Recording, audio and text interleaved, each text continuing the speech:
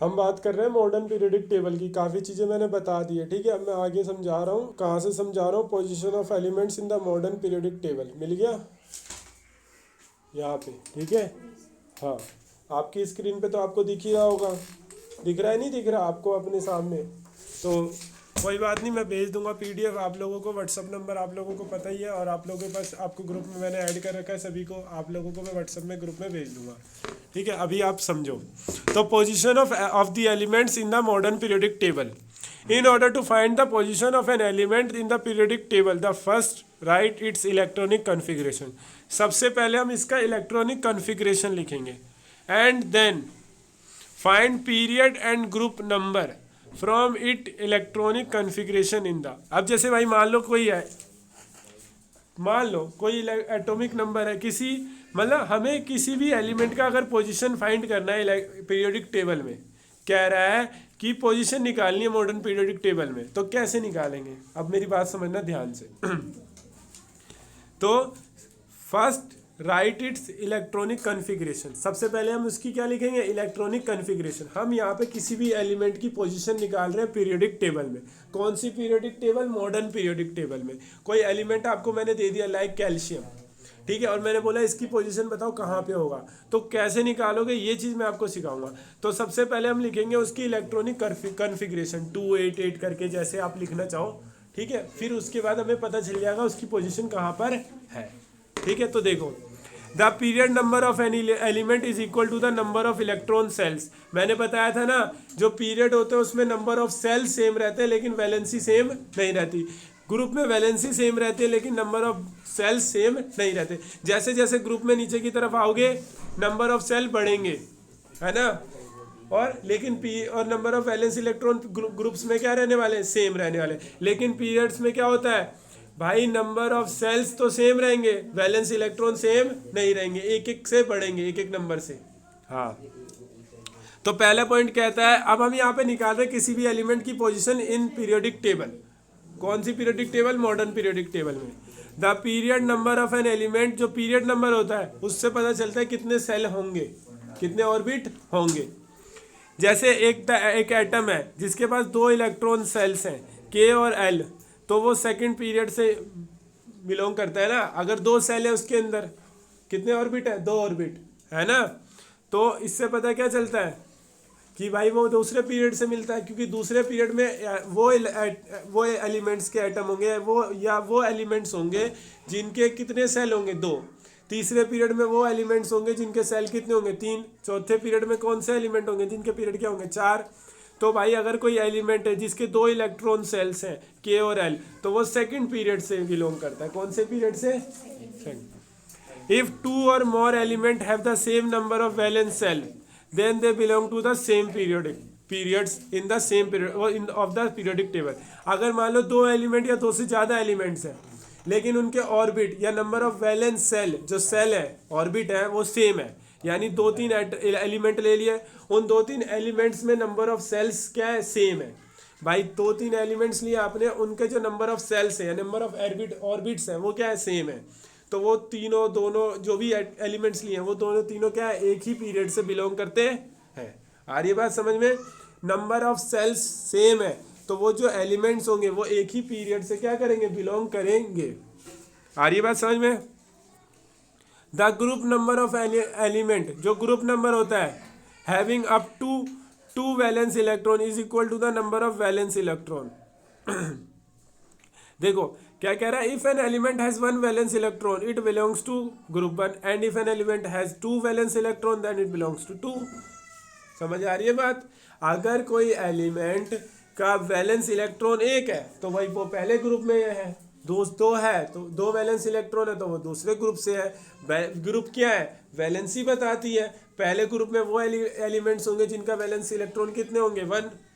दूसरे ग्रुप में जिनके 2 इलेक्ट्रॉन होंगे, तीसरे में 3 वैलेंस इलेक्ट्रॉन होंगे। 3 इलेक्ट्रॉन नहीं होंगे, 3 वैलेंस इलेक्ट्रॉन होंगे, यानी आउटर मोस्ट ऑर्बिट में कितने बच रहे होंगे? 3। आ रही है बात समझ में? अब 10वां ग्रुप नंबर है, 10वां ग्रुप नंबर है, यानी ऑर्बिट में कितने बच रहे होंगे? लास्ट में 10, है ना। लेकिन अल्टीमेटली देखा जाए तो 8 पूरे हो जाएंगे, तो 2 बच जाएंगे, तो वहाँ पे भी 2 रहेंगे, इस तरीके से, ठीक है, वो धीरे धीरे आप खुद समझने लगोगे जैसे जैसे एक दो बार हम चैप्टर करेंगे। बाकी अभी भी आपको समझ तो आ ही रहा होगा अच्छे से, नहीं आएगा तो आप मुझसे पूछ सकते हो। जैसे देखो अब जो मैं टॉपिक बता रहा था ना वो अगला टॉपिक है कि मान लो 10वां ग्रुप आ गया तो सर 10 होंगे और 10 होंगे वैलेंस इलेक्ट्रॉन, 10 तो होंगे नहीं, 8 तो पूरे हो गए तो 2 बचेंगे ना वहां पे। वो चीज, the group number of element having more than 2 valence electron is equal to the number of valence electron plus 10। जैसे देखो एक एलिमेंट है जिसका 3 वैलेंस इलेक्ट्रॉन है तो उसका ग्रुप नंबर क्या होगा भाई, 13 होगा। अल्टीमेटली क्या होगा, 13 होगा ना, क्योंकि भाई 10 में से तो 8 चले गए, है ना। इस तरीके से लास्ट में कितने बचने चाहिए, 3, तभी तो 3 वैलेंस इलेक्ट्रॉन होगा। इस तरीके से the group number of an element having more than 2 valence electron is equal to the valence electron plus 10। अब भाई 2 से ज़्यादा है तो 2 से ज़्यादा अगर मान लो 3 है, अगर मैंने बोला किसी एलिमेंट का 3 वैलेंस इलेक्ट्रॉन है तो 2 से ज़्यादा है, 2 से ज़्यादा है तो 10 तक तो 2 रहते हैं, क्योंकि 8 तो चले गए बचे 2, और 2 से ज़्यादा कितने, 3, यानी टोटल कितने हो गए 5। तो 8 प्लस 5 कितने हो गए, 13। तो 13वां ग्रुप से वो मिलता है। कौन से ग्रुप से, 13वें ग्रुप से। इफ 2 और more elements have the same number of valence electron, तो वो एक ही ग्रुप से मिलते हैं। अगर मान लो 2 एलिमेंट है और उनका वैलेंस इलेक्ट्रॉन क्या है, सेम है, यानी इस एलिमेंट का भी वैलेंस इलेक्ट्रॉन 3 है और उसका भी वैलेंस इलेक्ट्रॉन कितना, 3 है। वैलेंसी दोनों का क्या है, सेम है, दोनों का वैलेंसी क्या है, सेम है। आउटर मोस्ट सेल में दोनों के सेम इलेक्ट्रॉन आ रहे हैं तो वो एक ही ग्रुप से क्या करेंगे, मैच करेंगे। ठीक है, आ रही है बात समझ में। जैसे हाइड्रोजन का क्या होता है 1, फिर हीलियम का 2 होता है तो वो दूसरे में चला गया, फिर लिथियम, तो लिथियम भी किस में आएगा, फर्स्ट में ही आएगा। देख लो हाइड्रोजन वाली में ही लिथियम होगा नीचे, हाइड्रोजन लिथियम, है ना, इस तरीके से, क्योंकि उसके भी आउटर मोस्ट ऑर्बिट, वैसे तो 3 इलेक्ट्रॉन है लिथियम के पास, तो पहला ऑर्बिट तो 2 तो पूरा हो गया, बचा कितना, 1, तो आउटर मोस्ट सेल में तो 1 आ रहा है और हाइड्रोजन का तो है ही 1, तो अल्टीमेटली वो दोनों क्या आएंगे, अगर वैलेंसी तो 2 या 3 एलिमेंट्स की सेम है तो वो सारे एक ही ग्रुप में आएंगे। अब वो ग्रुप कोई सा भी हो सकता है। आ रही है बात समझ में। जैसे मान लो 10वां ग्रुप है, 10वें ग्रुप में वैलेंसी कितनी होगी, 8 प्लस 2, बेसिकली 10वां ग्रुप है, यानी आउटर मोस्ट सेल में कितने होंगे, 10, लेकिन 8 तो पूरा हो जाएगा, ऑक्टेट बचेंगे कितने, 2। इस तरीके position of elements in the periodic table also tells about their chemical properties. तो जो एलिमेंट्स होते हैं पीरियोडिक टेबल में वो अपनी केमिकल रिएक्टिविटी के बारे में भी हमारे को बताते हैं। जो पोजीशन है एलिमेंट्स की वो हमारे को उनकी केमिकल रिएक्टिविटी के बारे में भी बताते हैं। If they are present at extremely left, अगर वो बहुत ज़्यादा एक्सट्रीमली लेफ्ट है या एक्सट्रीम राइट है, या बहुत ज़्यादा लेफ्ट में या बहुत ज़्यादा राइट में है, तो they are highly reactive metals और नॉन मेटल्स रिस्पेक्टिवली। अगर वो बहुत ज़्यादा लेफ्ट में है या बहुत ज़्यादा राइट में है तो बहुत ज़्यादा रिएक्टिवली है, मतलब बहुत ज़्यादा रिएक्टिव है, हाईली रिएक्टिव है। जैसे हाइड्रोजन देखो सबसे ज़्यादा कहाँ है, लेफ्ट में है, तो वो बहुत ज़्यादा रिएक्टिव है। लिथियम भी है ना, इस तरीके से। इस तरफ जैसे मान लो हीलियम है, नियोन है, या फिर क्लोरीन है, ब्रोमीन है, तो जो इस तरफ राइट में वो भी क्या है, हाईली रिएक्टिव है। अब देखो एक्सप्लेनेशन, ठीक है। अब भाई explanation of the anomalies of Mendeleev periodic table. अब भाई एनामेलीज क्या होती है, कुछ चीज़ें जो मेंडलीव सही से नहीं बता पाया था वो मॉडर्न पीरियोडिक टेबल ने क्या करी है, अच्छे से बताई है। ठीक है, वो देखेंगे दोनों के बीच आपस में क्या एनामेलीज थी, ऊपर नीचे क्या चीज़ें रह गई दोनों में, मॉडर्न पीरियोडिक टेबल में और मेंडलीव ने, क्योंकि मेंडलीव ने भी बहुत बड़ा कंट्रीब्यूशन दिया है अपना इस पीरियोडिक टेबल में बनने में। लेकिन क्या क्या दोनों में ऊपर नीचे है, लिमिटेशन क्या है, वो सारी चीज़ें हम देखेंगे। ठीक है, दोनों की कंसिक्वेंसेज या कह लो दोनों में कंपैरिजन कह सकते हो आप। ठीक है, ये चीज़ें हम देखेंगे इस पॉइंट के थ्रू। Explanation of anomalies of Mendeleev periodic table. चलो अब समझ लो ध्यान से। तो different anomalies of Mendeleev periodic table can be explain. अब मॉडर्न पीरियोडिक टेबल से आप बहुत सारी चीज़ें और एक्सप्लेन कर सकते हो मेंडलीव की। तो the fundamental basis of modern periodic table is atomic number. भाई जो मॉडर्न पीरियोडिक टेबल का जो फंडामेंटल क्या है basis, atomic number. Atomic number से हमें पता चलता है कितने इलेक्ट्रॉन है, इलेक्ट्रॉन से हमें पता चलता है कि इस बैलेंसी क्या है। तो जो मॉडर्न पीरियोडिक टेबल है उसका फंडामेंटल बेसिस क्या है, atomic number, not atomic mass. Mendeleev ji ने एटॉमिक मास को लिया था, है ना, properties of the element are the periodic function of atomic mass, ये उसने बोला था। लेकिन यहाँ पे उसने क्या बोला हेनरी मोसले ने कि physical and chemical properties are the periodic function of their atomic number. तो जो मॉडर्न पीरियोडिक टेबल है वो एटॉमिक नंबर को एटॉमिक नंबर को फंडामेंटल बेस मानती है, लेकिन जो मेंडलीव था उसने किसको माना था, एटॉमिक मास। और लेकिन जो एटॉमिक नंबर है वो ज़्यादा एक्यूरेट है।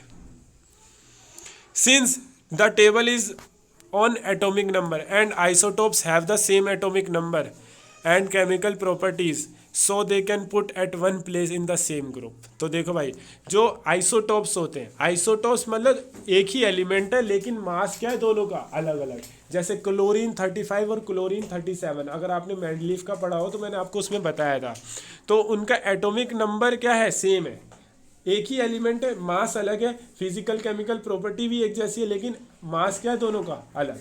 जैसे क्लोरीन 35 क्लोरीन 37, दो क्लोरीन है लेकिन दोनों का प्रॉपर्टी सेम है और एटॉमिक नंबर भी सेम है, लेकिन मास क्या है दोनों का अलग। तो इन्हें आइसोटोप्स कहते हैं, जिनका बस मास अलग हो, ठीक है, एटॉमिक नंबर और प्रॉपर्टी क्या हो, सेम हो। तो भाई जब टेबल एटॉमिक नंबर पे बेस है तो आइसोटॉप्स को सेम एटॉमिक नंबर होता है, केमिकल प्रॉपर्टी भी सेम होती है, तो उनको हम एक जगह रख सकते हैं एक ही ग्रुप में, ठीक है।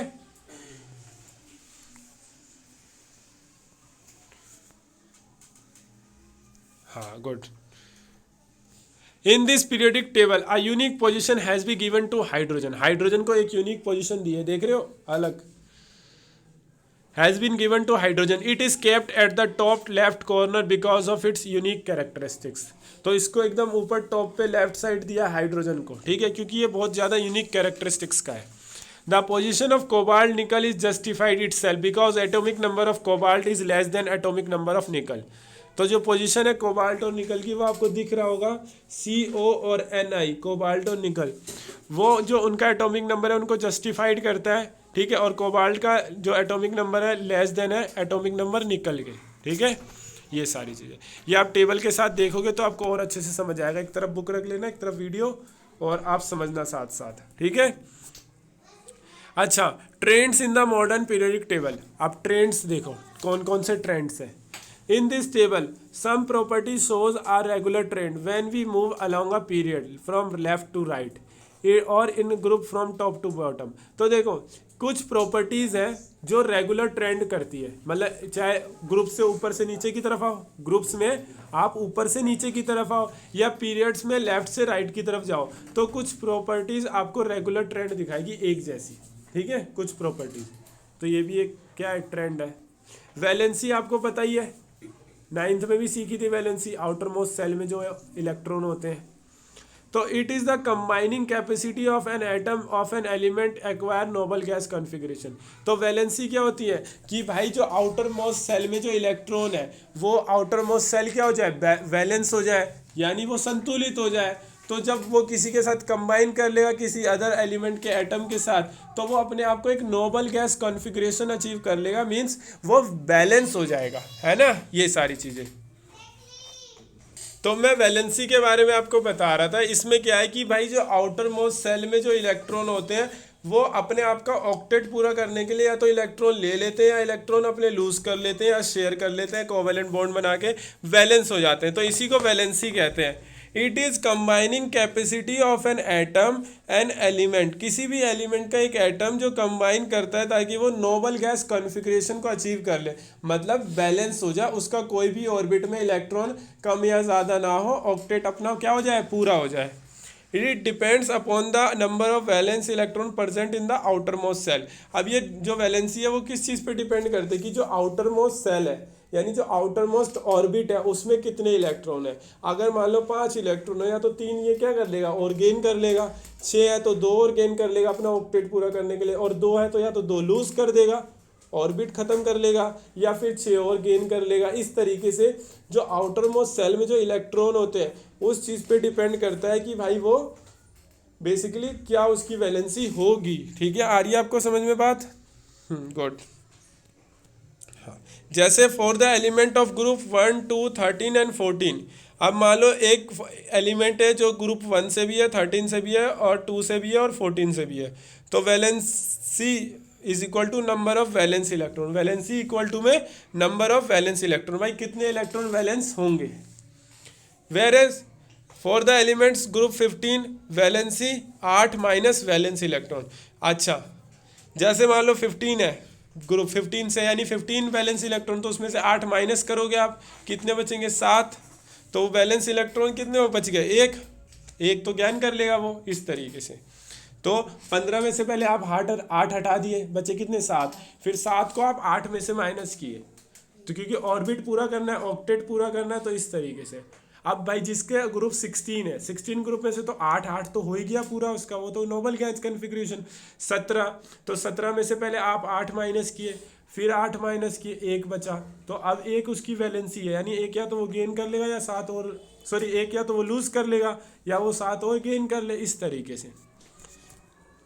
तो वैलेंसी ऑफ ग्रुप 1 है भाई, ग्रुप 1 में जो एलिमेंट्स हैं उनके एटम्स की वैलेंसी क्या है 1, और ग्रुप्स 2 में वैलेंसी क्या है 2, ग्रुप 13 की वैलेंसी क्या है 3, है ना।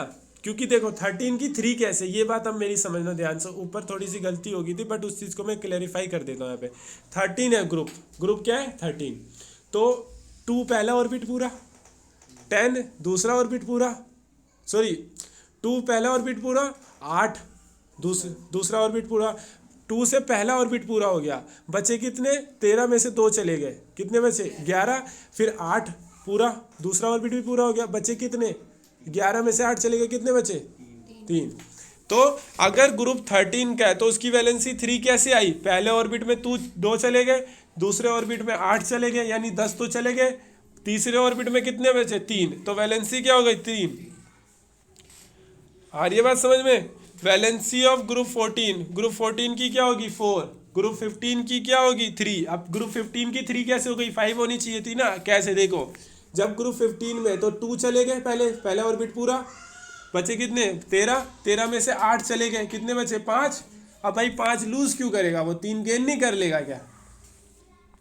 16वें ग्रुप का है तो वैलेंसी क्या होगी 2, क्योंकि भाई 2 तो चला गया, बचे कितने 14 में से फिर 8 चले गए दूसरा ऑर्बिट पूरा करने के लिए, बचे कितने 6। अब भाई 6 क्यों लूज करे, बहुत ज़्यादा पावर लगेगी, तो भाई वो तो 2 गेन कर लेगा, समझ आ रही है बात। 17वें की वैलेंसी क्या हो जाएगी 1, क्योंकि पहले ऑर्बिट में 2 चले गए, बचे कितने 15 में से दूसरे ऑर्बिट को पूरा करने के लिए 8 चले गए, बचे कितने 7।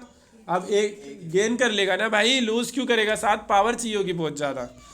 18वें ग्रुप की वैलेंसी क्या होगी 0, क्योंकि पहले ऑर्बिट में 2 चले गए, बचे 16, तो 8 ऑर्बिट पूरा है, तो भाई चाहिए ही नहीं, हमें कोई ज़रूरत ही नहीं है, पैसा भरपूर है, बैलेंस है ना। ये चीज़ें आपको समझ आ रही है, चीज़ें अच्छे से जुड़ती हुई, हाँ गुड शाबाश।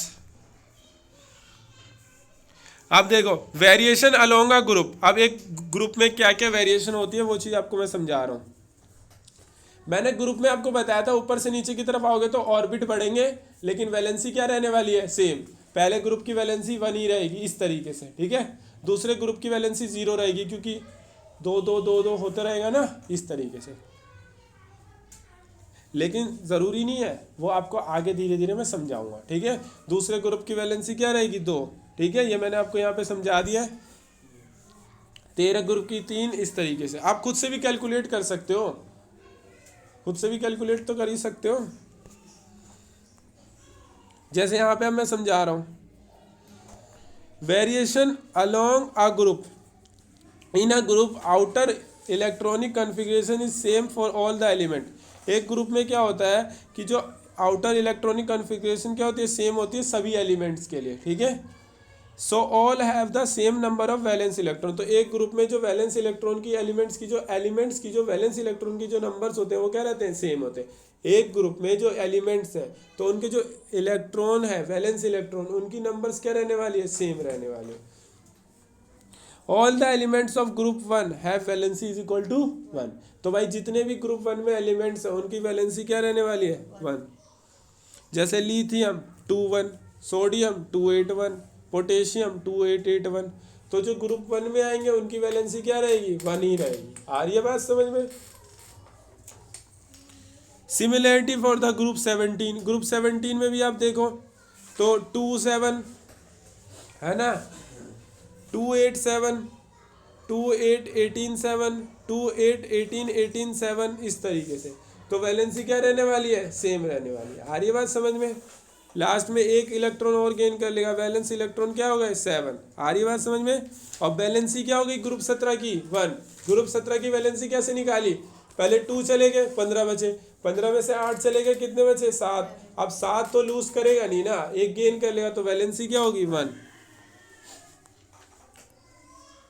अब पीरियड के अलोंग देख लेते हैं वेरिएशन क्या क्या होती है, वो भी चीज़ें समझा देता हूँ मैं आपको।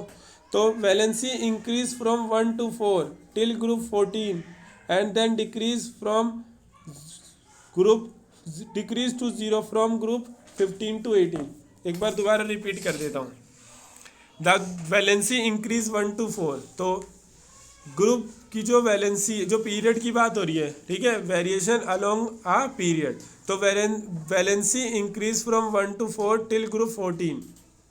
तो 14 तक तो 1 से 4 तक वैलेंसी बढ़ती है, उसके बाद 15 से 18 तक घटती है 0 तक। जैसे 1 की 1 है ना, 2 की 2, 13 की 3, 14 की 4 इस तरीके से।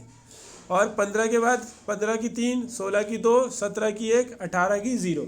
तो ये बताता है कि पीरियड में जब हम 1 से 4 वैलेंसी बढ़ती है 14 ग्रुप तक, 14वें ग्रुप तक बढ़ती है पीरियड के हिसाब से। पीरियड पता है ना आपको, हॉरिजॉन्टल रो होती है, हॉरिजॉन्टल रो, उसमें आपकी जो वैलेंसी होगी 1 2 3 4 ऐसे होगी 14वें ग्रुप तक।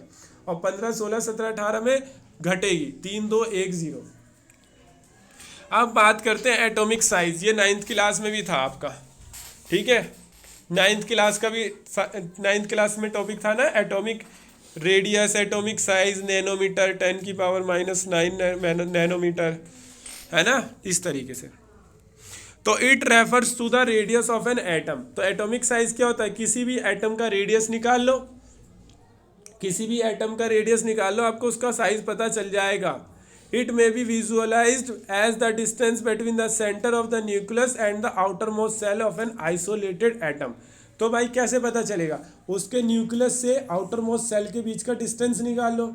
सेंटर क्या होगा न्यूक्लियस, न्यूक्लियस से आउटर मोस्ट सेल के बीच का डिस्टेंस निकाल लोगे, आपको पता चल जाएगा रेडियस, रेडियस पता चल जाएगा तो उसका साइज भी पता चल जाएगा। और उसी की तो बात कर रहे हैं, एटॉमिक साइज की बात ही तो हो रही है। और it is measured in picometer. इसको किस में मेजर किया जाता है, picometer. 1 picometer is equal to 10 की पावर -12 मीटर। मतलब 1 मीटर का 10 की पावर -12 पार्ट, कितना छोटा होगा पिकोमीटर। और जो नैनोमीटर था वो 10 की पावर -9 मीटर था। ये पिकोमीटर नैनोमीटर से भी छोटा है। Atomic radius of hydrogen, low hydrogen का दे रखा है 37 पिकोमीटर, यानी 37 इंटू में 10 की पावर -12 मीटर।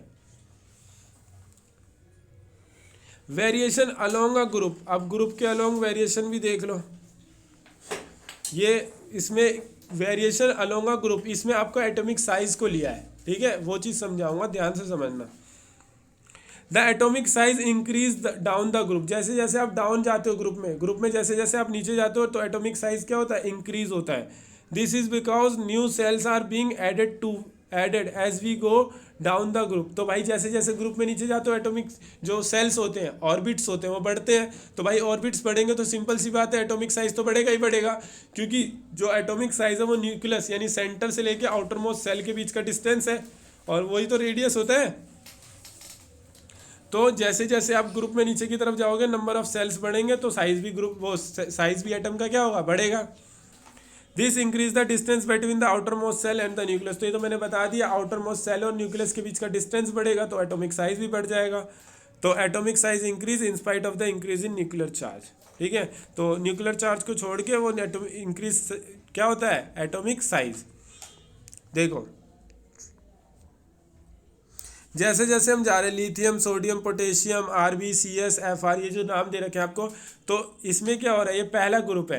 लेकिन जैसे जैसे नीचे जा रहे हैं आपका क्या हो रहा है, पिकोमीटर बढ़ रहा है। देखो 152, 186, 231, 244, 262, 270। तो क्योंकि क्यों बढ़ रहा है, क्योंकि number of shells, number of orbits बढ़ रहे हैं, जिसकी वजह से जो एटॉमिक रेडियस है वो बढ़ रहा है, तो एटॉमिक साइज भी क्या हो रहा है, बढ़ रहा है।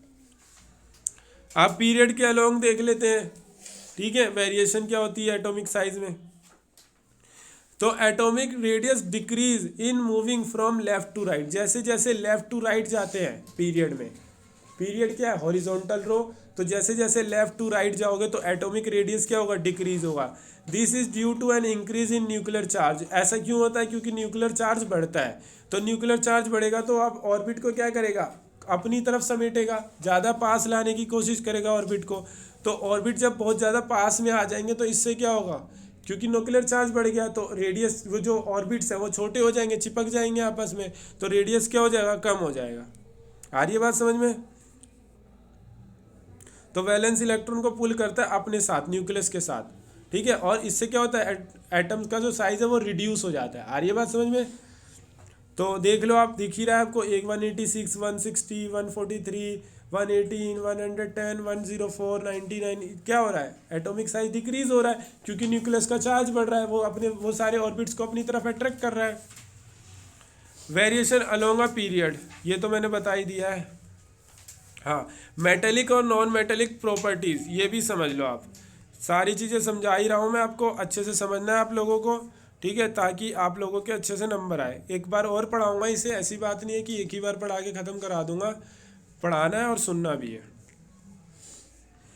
देखो मेटेलिक और नॉन मेटेलिक प्रॉपर्टी बता रहा हूँ, मेटेलिक और non metallic elements having a tendency to lose one और मोर इलेक्ट्रॉन। आपको पता है जो लूज करता है ना इलेक्ट्रॉन वो पॉजिटिव आयन फॉर्म करता है, कैसे आयन फॉर्म करता है पॉजिटिव, और जो गेन करता है वो नेगेटिव आयन फॉर्म करता है। ये तो आपने 9th क्लास में पढ़ा था ना, पॉजिटिव आयन जो फॉर्म करता है उसे कटायन बोलते हैं, नेगेटिव आयन को अनायन कहते हैं, ये आपने पढ़ा था कटायन और अनायन। तो elements having a tendency, tendency मतलब एक आदत सी है ना, having a tendency to lose one और more electrons and form positive ions are called metals. तो जो एलिमेंट्स लूज करते हैं एक या एक से ज़्यादा इलेक्ट्रॉन, तो उनकी एक टेंडेंसी होती है पॉजिटिव आयन फॉर्म्स करते हैं, क्योंकि वो लूज कर रहे हैं भाई, जो लूज करता है वो पॉजिटिव आयन फॉर्म करता है, तो इस उनको बोला जाता है मेटल्स। क्या बोला जाता है metals. These are present on left side as well as in the center of the periodic table। आप जब पीरियोडिक टेबल देखोगे तो ग्रीन ग्रीन जो आपको दिखा रखा है वो क्या है मेटल्स है, तो वो सेंटर में भी है लेफ्ट साइड भी है पीरियोडिक टेबल के, ठीक है, सेंटर में आपको दिख रहा होगा बीच में, और साइड में भी लेफ्ट साइड भी दिख रहा होगा, ग्रीन ग्रीन से दिखा रखा है इन्हें। The tendency of these element to lose electron is called their metallic character. तो जो लूज करने की जो टेंडेंसी है ना इनकी, इन्हीं की वजह से इनको मेटेलिक कैरेक्टर का कहा जाता है। Because of the formation of positive ions they are also called electro positive element. जब ये पॉजिटिव आयन फॉर्म करते हैं क्योंकि लूज कर रहे हैं इलेक्ट्रॉन, इसी की वजह से इनको इलेक्ट्रो पॉजिटिव एलिमेंट्स भी कहा जाता है। आ रही है बात समझ में, ठीक है। नॉन मेटल्स की बात करते हैं। Non metals are the element which have a tendency to gain one और more element to form negative ions. भाई नॉन मेटल्स जो होते हैं वो क्या करते हैं, उनकी एक टेंडेंसी होती है, उनकी एक आदत होती है कि वो या तो वन या एक से ज़्यादा इलेक्ट्रॉन क्या करेंगे गेन करेंगे। तो वो जब गेन करते हैं इलेक्ट्रॉन को, एक या एक से ज़्यादा इलेक्ट्रॉन को गेन करते हैं नॉन मेटल, तो इस टेंडेंसी वो इसको क्या फॉर्म करते हैं, वो जब कोई इलेक्ट्रॉन गेन करता है तो वो नेगेटिव आयन फॉर्म करता है। क्या है नेगेटिव आयन। दस दीज आर इलेक्ट्रोनेगेटिव एलिमेंट। तो भाई जब ये नेगेटिव आयन फॉर्म करे तो इनको क्या बोलेंगे इलेक्ट्रोनेगेटिव एलिमेंट। इलेक्ट्रोनेगेटिव एलिमेंट्स कौन से होते हैं non metals. These are present on the right side. अब राइट साइड देख लो, येलो कलर में आपको दिख रहा होगा, अपनी बुक में भी आप देख सकते हो पीरियोडिक टेबल में राइट साइड में आपको येलो कलर में आपको दिख रहा होगा, वो क्या है नॉन मेटल है। The non metallic character of the element is due to their electron accepting tendency. अब वो नॉन मेटल क्यों है, नॉन मेटेलिक कैरेक्टर क्यों है, क्योंकि वो इलेक्ट्रॉन को एक्सेप्ट कर रहे हैं, जो उनकी इलेक्ट्रॉन एक्सेप्टिंग करने की जो टेंडेंसी है उसी की वजह से उन्हें नॉन मेटेलिक कैरेक्टर का कहा जा रहा है। आ रही है बात समझ में। अच्छा, there are some metal which exhibit the property both metals and non metal. अब कुछ एलिमेंट्स ऐसे भी हैं जिनकी दोनों कैरेक्टरिस्टिक्स हैं, जिनकी दोनों टेंडेंसी है। वो क्या करते हैं, कुछ ऐसे एलिमेंट्स हैं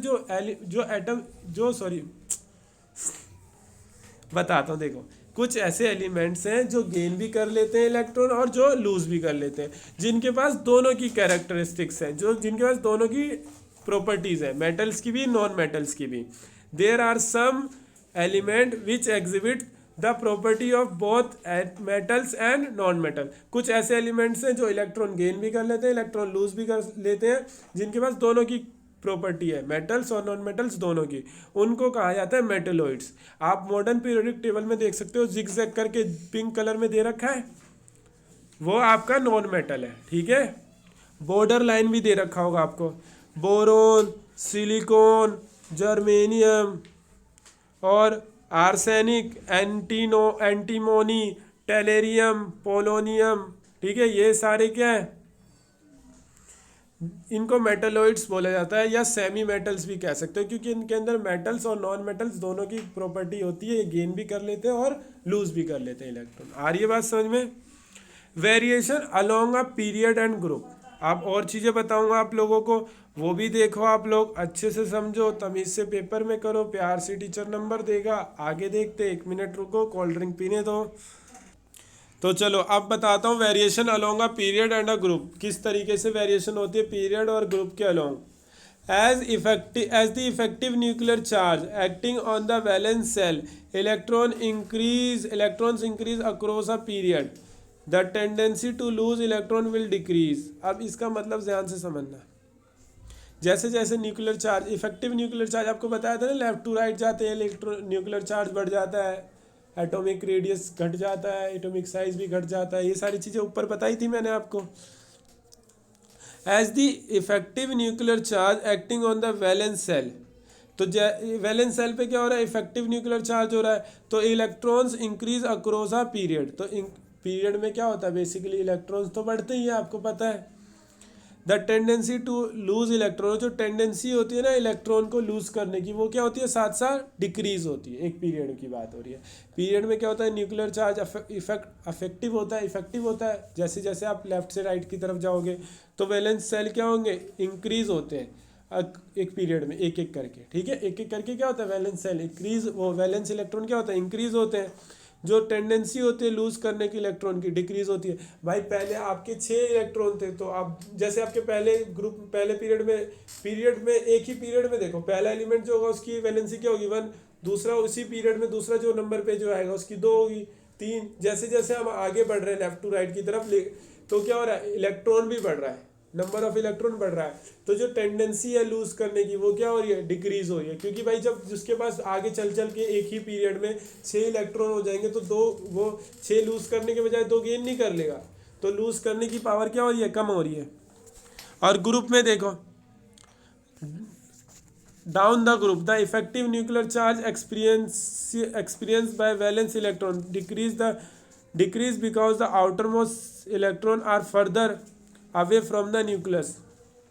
अब जैसे जैसे आप ग्रुप में नीचे की तरफ जाओगे ना, सेल बढ़ते जाएंगे, आउटर मोस्ट सेल क्या होंगे, बढ़ते जाएंगे। जैसे जैसे ग्रुप में नीचे जाओगे तो बहुत सारे ऑर्बिट्स बनते जाएंगे, तो इससे क्या होगा, वो जो ऑर्बिट्स होंगे वो न्यूक्लियस से बहुत ज़्यादा दूर होंगे, तो इतना ज़्यादा न्यूक्लियस जो है इतना पावरफुल तो है नहीं सारे ऑर्बिट्स को कस के पकड़ सके, तो बाहर के जो ऑर्बिट्स होंगे वो शायद हो सकता है लूज कर दे अपने इलेक्ट्रॉन। और यही चीज कह रहा है कि down the group the effective nuclear charge experience by valence electron decrease because the outer most electron are farther away from the nucleus. जो आउटर मोस्ट ऑर्बिट है वो बहुत ज़्यादा दूर है न्यूक्लियस से, तो वो इजीली क्या हो सकता है, इलेक्ट्रॉन लॉस्ट कर सकता है। Hence metallic character decrease across a period and increase down a group. तो जो मेटेलिक कैरेक्टर होता है, जैसे जैसे ग्रुप में नीचे की तरफ जाते हैं तो वो मेटेलिक कैरेक्टर बढ़ता है, लेकिन जैसे जैसे पीरियड में लेफ्ट से राइट की तरफ जाते हैं तो मेटेलिक कैरेक्टर क्या होता है, घटता है। क्योंकि आप देख लो वो पीरियडिक टेबल में लेफ्ट साइड आपके मेटल्स है, जैसे जैसे राइट साइड जाते जा रहे हैं पहले बीच में मेटलोइड्स आते हैं, फिर नॉन मेटल आते हैं। तो इससे पता चलता है पीरियड्स में जैसे लेफ्ट से राइट की तरफ जाते हैं तो मेटेलिक कैरेक्टर क्या होता है, घटता है, और ग्रुप से जैसे ऊपर से नीचे की तरफ आते हैं तो मेटेलिक कैरेक्टर क्या होता है, बढ़ता है। नॉन मेटेलिक कैरेक्टर फिर उसके बाद आ जाता है भाई ये देखो ना, पहले मेटल, फिर धीरे धीरे धीरे नॉन मेटेलॉइड कैरेक्टर, फिर नॉन मेटल ही आ जाता है। तो पीरियड्स में जैसे जैसे लेफ्ट से राइट की तरफ जाते हो मेटेलिक कैरेक्टर घटता है, और ग्रुप में जैसे ऊपर से नीचे की तरफ आते हो तो मेटेलिक कैरेक्टर बढ़ता है। Non metallic character however increase across a period and decrease down the group. तो जैसे नॉन मेटेलिक कैरेक्टर है वो पीरियड के जैसे जैसे इस तरफ जाते हैं, नॉन मेटेलिक कैरेक्टर जैसे लेफ्ट से राइट की तरफ जाते हैं बढ़ता है, तभी तो एक टाइम पे जो मेटल्स थे वो धीरे धीरे नॉन मेटल्स आ जाते हैं, और जैसे जैसे लेफ्ट टू राइट में जाते हैं तो नॉन मेटेलिक कैरेक्टर क्या होता है, बढ़ता है, और जैसे जैसे ऊपर से नीचे की तरफ आते हैं तो वो घटता है। अब ये देखो थर्ड पीरियड के एलिमेंट दे रखे हैं, sodium, magnesium, aluminium, silicon, phosphorus, sulphur, chlorine. तो मेटल्स है, आपको पता है सोडियम, मैग्नीशियम, एल्यूमिनियम क्या है, मेटल्स है। देखो सोडियम, मैग्नीशियम, एल्यूमिनियम ये क्या है, मेटल है। उसके बाद तुरंत एक क्या आ गया, सिलिकॉन, और ये सिलिकॉन आपको पता है मेटलॉइड होता है। फिर क्या आ गया, फास्फोरस, सल्फर और क्लोरीन। फास्फोरस, सल्फर, क्लोरीन ये क्या है, नॉन मेटल है। तो जैसे जैसे पीरियड में आप आगे बढ़ते हो नॉन मेटेलिक कैरेक्टर क्या होता है, बढ़ता है। ठीक है, अब बात करते हैं ग्रुप की। अब ग्रुप, पहला ग्रुप देख लो, लिथियम है, ठीक है, लीस्ट मेटेलिक एलिमेंट है। फिर सोडियम आ गया, ठीक है, लिथियम क्या, सोडियम आ गया, पोटेशियम आ गया, रिबीडियम आ गया, सेसियम आ गया, फ्रांसियम आ गया। तो जैसे जैसे नीचे की तरफ आ रहे हैं तो मेटेलिक कैरेक्टर क्या हो रहा है, मोस्ट मेटेलिक एलिमेंट आ रहा है। नीचे नीचे जैसे ग्रुप में जाते हैं मेटेलिक कैरेक्टर क्या होता है, बढ़ता है। समझ रहे हो। Reactivity of metal increase on moving down a group while that of non metal decrease. तो जैसे जैसे ग्रुप में नीचे की तरफ आते हैं, जैसे जैसे ग्रुप में नीचे की तरफ आते हैं तो मेटेलिक कैरेक्टर बढ़ता है, नॉन मेटेलिक कैरेक्टर घटता है। आई बात समझ में। चलो वेरी गुड। अब मैं आपको बताता हूँ नेचर ऑफ ऑक्साइड्स। क्या बता रहा हूँ, नेचर ऑफ ऑक्साइड्स। काफ़ी चीज़ें मैंने आपको बताई है, वो सारी चीज़ें दिमाग में रहनी चाहिए आपके। ठीक है, चलो 1 मिनट रुको। अब तो नेचर ऑफ ऑक्साइड देखो, जल्दी से पढ़ा देता हूँ फिर टॉपिक खत्म करता हूँ। तो नेचर ऑफ ऑक्साइड कह रहा है ऑक्साइड्स ऑफ मेटल। अब भाई ऑक्साइड का मतलब क्या होता है, जब कोई मेटल, ठीक है, जब कोई मेटल ऑक्सीजन के साथ रिएक्ट करता है तो वो ऑक्साइड बनाता है। तो ऑक्साइड ऑफ मेटल जो होते हैं उन of are of basic nature while those of non metal are acidic. जो मेटल्स होते हैं, मेटल्स के जो ऑक्साइड होते हैं, यानी जब किसी मेटल को हम ऑक्सीजन के साथ रिएक्ट कराते हैं तो मेटलिक ऑक्साइड बनता है, और उसका नेचर कैसा होता है, बेसिक नेचर होता है। आपने सेकंड चैप्टर में पढ़ा था ना, एसिड बेस और मेल्ट, वो सॉरी एसिड बेसिस और साल्ट। तो जो मेटालिक ऑक्साइड होते हैं उनका नेचर कैसा होता है, बेसिक, और जो नॉन मेटालिक ऑक्साइड होते हैं उनका नेचर होता है acidic. This means that along a period, जैसे जैसे हम एक पीरियड में लेफ्ट से राइट की तरफ जाते हैं, basic character of oxides of the element decrease. क्योंकि भाई जैसे आप पीरियड में लेफ्ट टू राइट की तरफ जा रहे हो तो नॉन मेटल बढ़ रहा है, नॉन मेटल आ रहा है ना लास्ट में, मेटलॉइड फिर नॉन मेटल। तो इससे आपको पता चल रहा है जैसे पीरियड में आप लेफ्ट से राइट की तरफ जा रहे हो तो जो बेसिक कैरेक्टर है वो घट रहा है, एसिडिक कैरेक्टर बढ़ रहा है, क्योंकि लास्ट में आपका जाके नॉन मेटल ही तो आ रहा है, और नॉन मेटलिक का ऑक्साइड कैरेक्टर क्या होता है, एसिडिक। आ रही है बात समझ में, इस तरीके से। अब आप देख सकते हो आपके सामने टेबल दे रखी है। पहला जो सोडियम ऑक्साइड है वो स्ट्रांगली बेसिक है। मैग्नीशियम ऑक्साइड क्या है आपका, मैग्नीशियम ऑक्साइड क्या है आपका, ये भी बेसिक है। और फिर यहाँ पे एल्यूमिनियम ऑक्साइड दे रखा है, ये एम्फोटेरिक है, यानी दोनों शो करता है, एसिडिक और बेसिक भी। फिर आ गया सिलिकॉन डाइऑक्साइड, ये बहुत एसिडिक वीक एसिड है क्योंकि मेटल के करीब है ना, क्योंकि ये एक तरह से मेटलॉइड है सिलिकॉन। फिर आ गया उसके बाद फॉस्फोरस, ये तो है ही एसिडिक क्योंकि नॉन मेटलिक है। फिर हो गया स्ट्रांगली एसिडिक जो कि सल्फर डाइऑक्साइड हो गया। फिर क्लोरीन हेप्टोक्साइड हो गया जो बहुत ज़्यादा एसिडिक नेचर शो करता है, वेरी स्ट्रांगली। आई बात समझ में। अब जैसे जैसे ग्रुप में नीचे की तरफ जाते हैं तो ये ऑर्डर रिवर्स हो जाता है।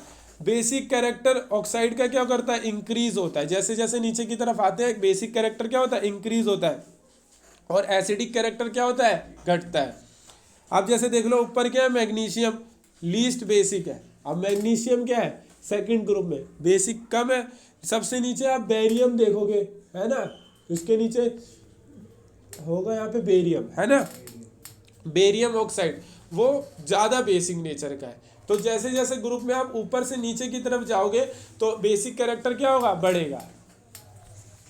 बहुत सारी चीज़ें बताई है मैंने टेबल से, आपका मॉडर्न पीरियोडिक टेबल से आपको बहुत सारी चीज़ें पता चली होगी एलिमेंट्स के बारे में। ठीक है, ये सारी चीज़ें, ये वीडियो का लिंक ले लेना अगर पढ़ना हो दोबारा। वैसे तो मैं दोबारा इसको पढ़ाऊंगा ही ताकि आपका रिवीजन हो, लेकिन इन सब चीज़ों को प्रॉपर्टी को ध्यान में रखना है। पूछ सकता है क्वेश्चन, इस बेस पे भी आ सकता है।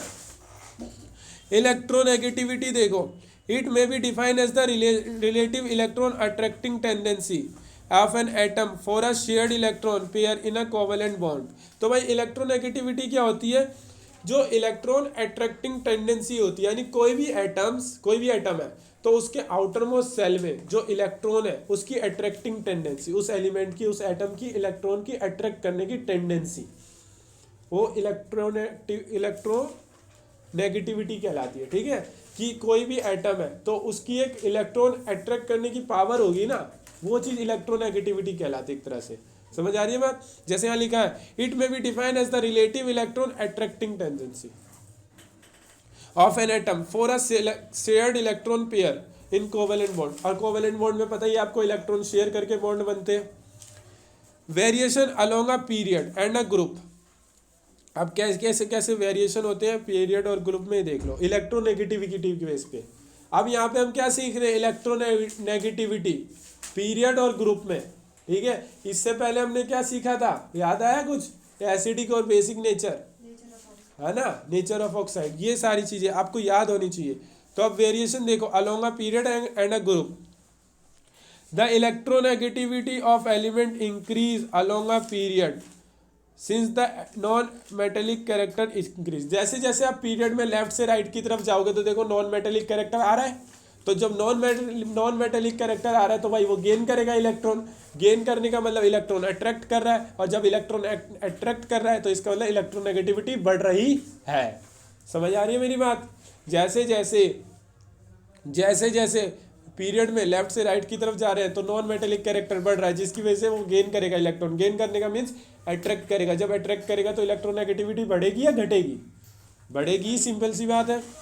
तो ग्रुप में इंक्रीज होती है। Similarly it decrease down the group since non metallic character decrease. अब भाई ग्रुप में आप जैसे जैसे नीचे की तरफ जाओगे तो नॉन मेटेलिक कैरेक्टर क्या होगा भाई? घटेगा, और मेटेलिक कैरेक्टर बढ़ेगा।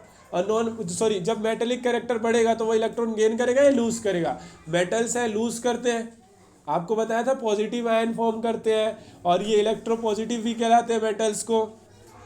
वो सारी चीज़ अब यहाँ पे दे रखा है। अब ये पहला क्वेश्चन है, और दूसरा क्वेश्चन है ये आप देख सकते हो, आप खुद से ही पढ़ लेना। कोई दिक्कत हो तो आप मुझसे पूछ लेना।